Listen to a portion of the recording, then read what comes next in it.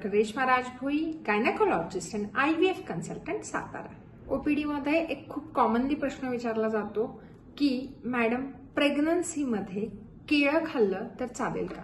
कारण आमच्याकडे केळ वर्ज्य आहे. प्रेग्नन्सीमध्ये जर केळ खाल्लं तर अबॉर्शनची रिस्क वाढते असं समजलं जातं. जाणून घेऊयात केळ प्रेग्नन्सीमध्ये आपल्याला काय आणि कसं फायदेशीर ठरणार आहे.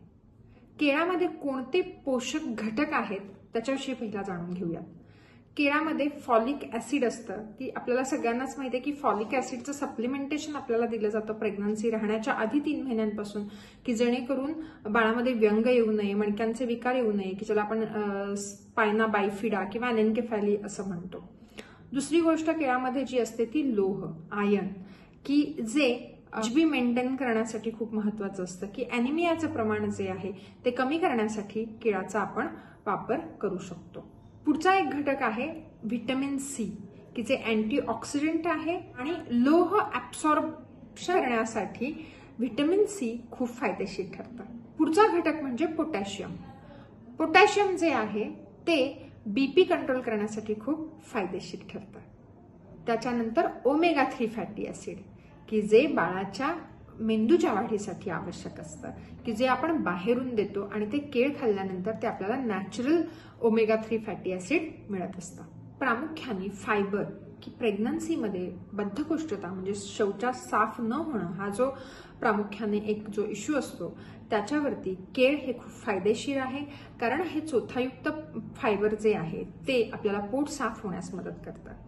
तसंच केळामुळे ऍसिडिटी कमी होते आणि केळ हे एक नॅचरल स्ट्रेस बस्टर आहे. सो नक्कीच केळ खाण्याचे फायदे जास्त आहेत आणि केळामुळे अबॉर्शन किंवा लवकर होणारी डिलिव्हरी हा एक गैरसमज आहे.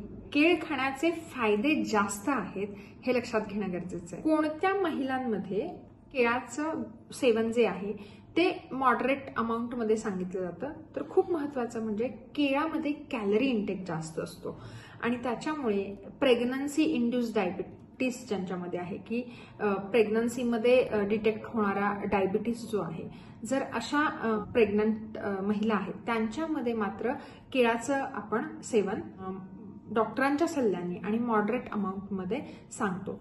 पण जर हे नसेल तर म्हणजे प्रेग्नन्सी इंड्यूस डायबिटीस जर नसेल तर नक्कीच प्रेग्नन्सीमध्ये आपण कमीत कमी 1 ते 2 केळ आपण खाऊ शकतो. इथे मला एक नमूद करायचं आहे की कृत्रिमरित्या पिकवलेली जी केळी आहेत याच्यामध्ये केमिकल्स वापरलेली असतात. तर काही मैत्रिणींना त्याचा ॲलर्जी जर असेल तर त्याचा त्रास होऊ शकतो. त्याच्यामुळे कृत्रिमरित्या पिकवलेली केळी आपल्याला टाळायची आहेत.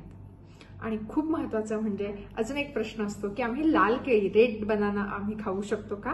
हो, नक्कीच रेड बनाना आपण खाऊ शकतो. सो केळ हे प्रेग्नन्सीमध्ये सेफ आहे. Rather it is a nutrient containing fruit आणि आपण केळं प्रेग्नन्सीमध्ये खाल्लं गेलं पाहिजे. जर आपल्याला प्रेग्नन्सी इंड्यूस डायबिटीस नसेल किंवा ॲलर्जिक नसेल, की जसं काही महिलांमध्ये केळ खाल्लं की सर्दी होते. सो असं जर काही नसेल तर नक्कीच केळ हे आपल्याला खूप पौष्टिक आहे आणि प्रेग्नन्सीमध्ये केळ हे सेफ आहे. मी आपल्या चॅनलच्या माध्यमातून अशाच प्रकारची खूप महत्वाची माहिती घेऊन येत आहे. त्यामुळे तुम्ही आमच्या चॅनलला सबस्क्राईब करा आणि बेल आयकॉनचं बटन नक्की दाबा. धन्यवाद.